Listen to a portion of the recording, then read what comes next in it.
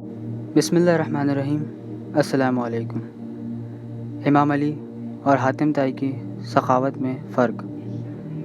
ایک شخص حضرت امام جعفر صادق کے پاس آیا اور کہنے لگا کہ میں ایک الجھن میں پھنس گیا ہوں، اگر ہو سکے تو آپ میری مدد فرمائیں۔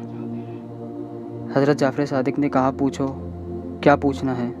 تو شخص نے کہا کہ میں نے سنا ہے کہ آپ کے جد حضرت علی بہت سخی تھے، لیکن جب میں سنتا ہوں کہ حاتم طائی کے محل کے 40 دروازے تھے اور اگر کوئی سوالی پہلے دروازے سے مانگ کے جاتا اور اگر وہ دوسرے دروازے سے جائے تو اسے دوبارہ دے دیا جاتا، اور اگر اسی طرح وہ شخص 40 دروازوں سے مانگتا تو اسے منع نہیں کیا جاتا۔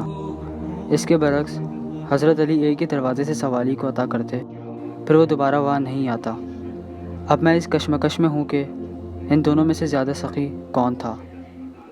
تو حضرت جعفر صادق نے فرمایا کہ بے شک حضرت علی حاتم طائی سے زیادہ سخی تھے۔ اس شخص نے بولا حضرت وضاحت فرمائیں۔